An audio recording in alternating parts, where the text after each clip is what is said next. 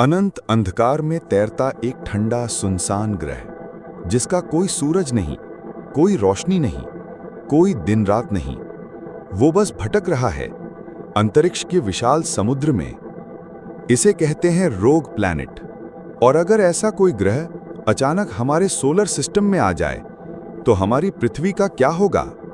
हमारे जैसे ग्रह अपने तारों से बंधे होते हैं, जैसे पृथ्वी जो सूर्य की ग्रेविटी में घूमती है। लेकिन रोग प्लैनेट्स किसी भी तारे से बंधे नहीं होते। ये अकेले अंतरिक्ष में तैरते रहते हैं। कोई सूर्य नहीं, कोई ऑर्बिट नहीं। वैज्ञानिक मानते हैं कि मिल्की वे गैलेक्सी में अरबों रोग प्लैनेट्स हो सकते हैं। ये हमारे जितने बड़े भी हो सकते हैं और जुपिटर से कई गुना बड़े भी। जब किसी सोलर सिस्टम का जन्म होता है तो मैसिव प्लैनेट्स की ग्रेविटी छोटे प्लैनेट्स को बाहर फेंक देती है।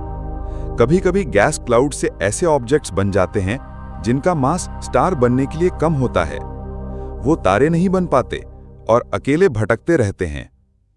कुछ साइंटिस्ट्स कहते हैं कि अगर ऐसे प्लैनेट्स के पास डेंस एटमॉस्फेयर है और अंदर रेडियो एक्टिव हीट या मोल्टन कोर, तो उनके गहरे ओशन में लाइफ हो सकती है।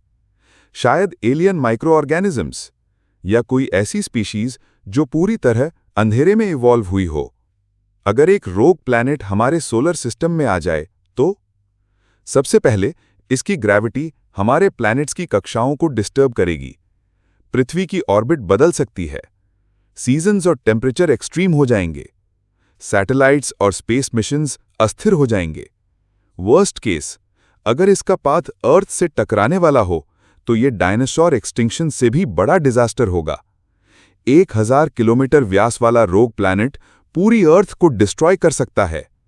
कई वैज्ञानिक मानते हैं कि हमारे सोलर सिस्टम के बाहर पहले भी रोग प्लैनेट्स एग्जिस्ट कर चुके हैं और शायद हमारे अतीत में किसी भटके हुए ग्रह ने पृथ्वी की कक्षा को बदला हो।